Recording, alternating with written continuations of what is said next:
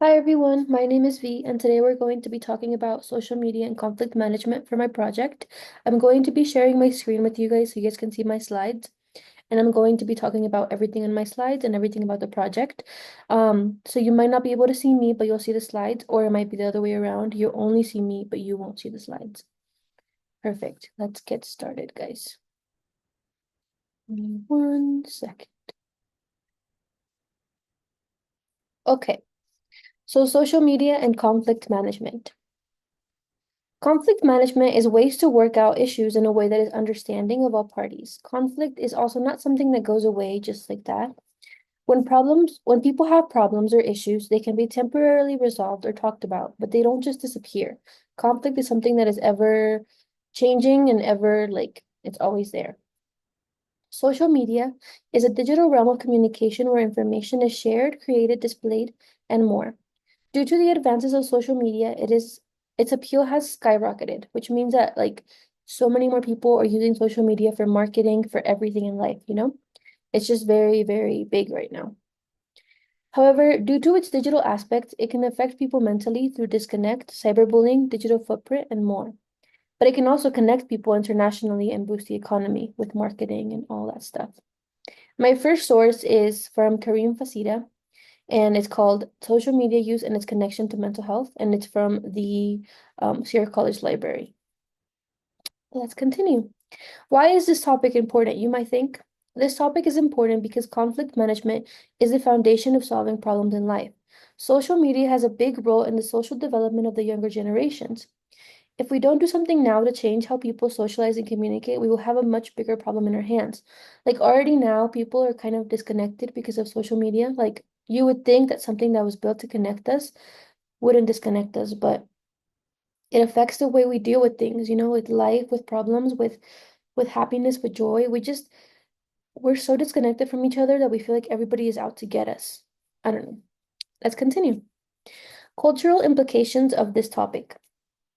Communication is ever changing. However, it is different in distinct cultures, whether it be body language, visual language, or social media. In some cultures, social media can be seen as individualistic and negative, as those cultures are more focused on their community and people as a whole. Management in different cultures is an understanding that needs to be researched thoroughly as it implies being able to see outside of oneself. It also means that it may be seen as wrong for someone. What might be seen as wrong for someone might be seen as right for somebody else. And I have two sources right here, which you guys can read below. All right, addressing the problem. Why is this a problem, you might ask? Social media may have an impact on, I'm going to repeat that, I'm sorry. Social media may have an impact on conflict management for these reasons. So, the first one, the algorithm and confirmation bias.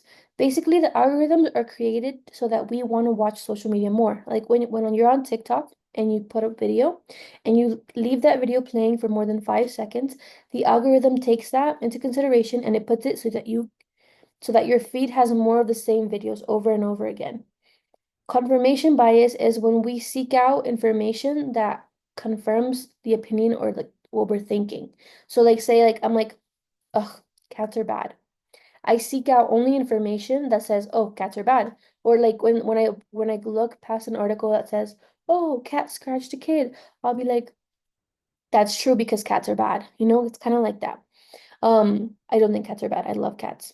But that was an example. But anyway, let's continue. The second reason, social media promotes close-mindedness. This one can be like number one as well, because by your social media being catered to you with the algorithms and with confirmation bias, we're only promoting our point of view, not anybody else's. We're like, oh, I see this because this is the way it has to be, because I believe this.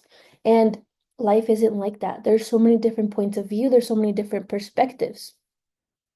Number three, it is easier to be colder to another person through a screen than it is to do it face to face. This is so true because when you think of like cancel culture or anything else, like you're not looking at this person, you're not yelling at them, you're not talking to them. When you comment on another post or another video or a photo of somebody, you're not looking at that person and their feelings and their emotions. You're just thinking of your screen. You're not thinking at all. Number four, there is no active listening through a screen. The point of face-to-face conversation is to develop thinking skills, like socializing skills, being able to read people's emotions, building our emotional quotient. Like there's so much more that can come from actually being face to face with somebody. And through a screen, you can't like listen to somebody because you're just reading a text, you know? But yes, the source for this one was The Object of Listening from the Sierra College Library. I actually really like the source, but I'm going to talk about it more in my annotated bibliography. Okay. My research question. How does social media impact our ability to manage conflict, you might ask? That's my research question. My hypothesis is social media negatively impacts our ability to manage conflict. My no hypothesis is social media does not affect our ability to manage conflict. Let's continue. The methods that I would potentially use for my potential study is portrait method, which is the interview method. This study may also include a preliminary series of questions to see if the participant is a good participant for the study. Some of the interview questions that I would be asking are, how much time a day do you spend on social media? Which of the following social medias do you use? Why do you use social media? Can you recall a time where you had a situation of conflict recently? It can be digital or in person, and many more conflict-related questions. This was just kind of like an example for you guys to see my questions that I would ask. The continuation of my methods. The reason I chose portrait method. Interviewing the potential participants to answer the research question would help get further information, as well as include follow-up questions. It would also allow for more depth and deeper understanding of the question at hand. Where with a survey, you only get the answers of the questions you're asking, and sometimes we ask the wrong questions, but you can't rephrase that on a Google form. For another project, for example, I did a survey method, and while it was a good method to use, I felt as though it was very like straightforward. You could only get straightforward answers, whereas with an interview, you get more in-depth, more complex answers. My proposed timeline. The interview process would begin at the end of August, which is 2 weeks after the fall semester starts, in order to get the students acclimated to school first.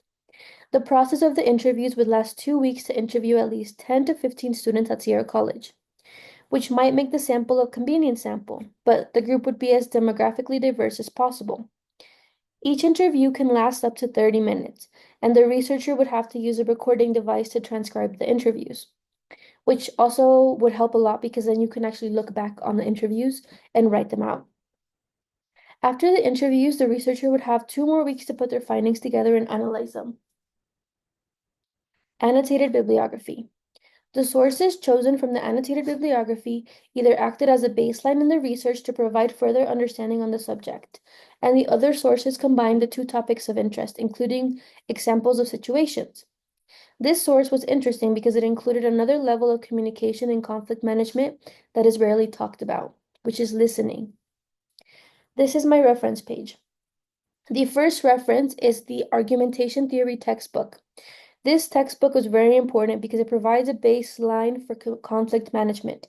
It talks about how to have an argument without look like when people have an argument, they're looking to be right. That is the main topic of like that's why we argue sometimes, you know, like when you argue with your mom or with your friends or with somebody, you want to be right.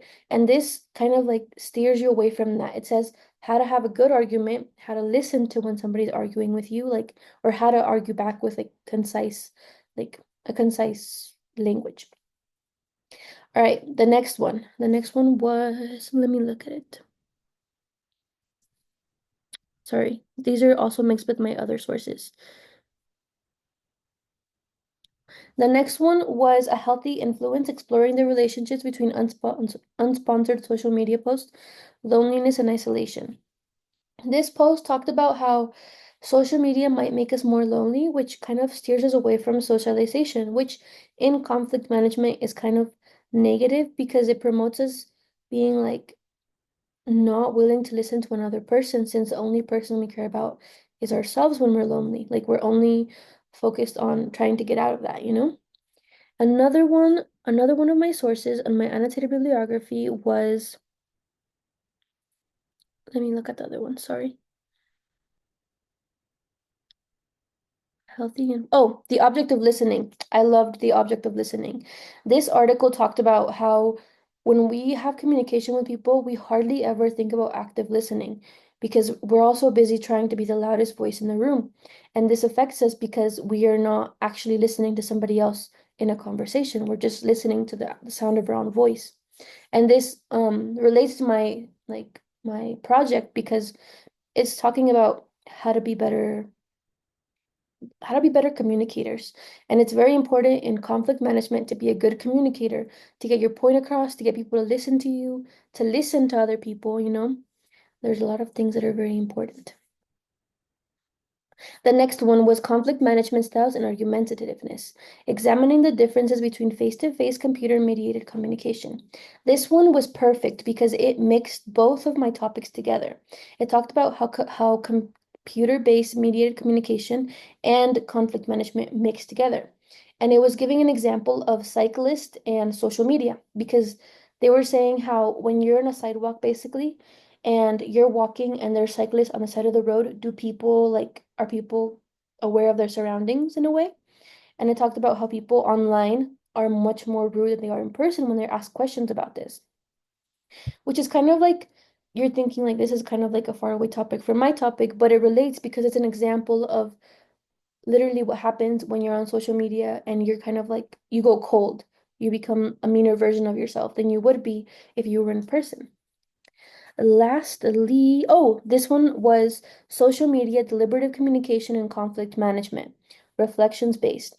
So this one is talking about how social media, like it talked about both positives and negatives of social media and how it affects like how do I say the word? Marketing and all that stuff, which is really important because our economy wouldn't be where it is right now or like where it was before, if it weren't for like I hate to say this, but if it weren't for like influencers or if it weren't for like social media being able to promote things, you know, more since we're always on social media.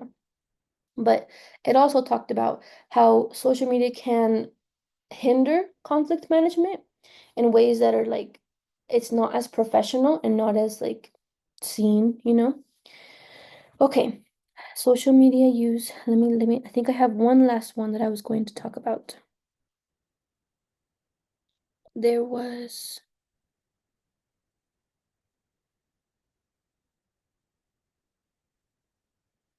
Oh, the last one was cross-cultural communication on social media, the review from a perspective of cultural psychology and neuroscience. This one talks about how different communication comes through in different cultures, and social media is one of them. Social media is a form of communication, I think, and it comes through differently in different cultures because it can be seen as like dangerous or not good at all, or it can be seen as a positive because it connects you with your family. There are many different ways that social media can be viewed.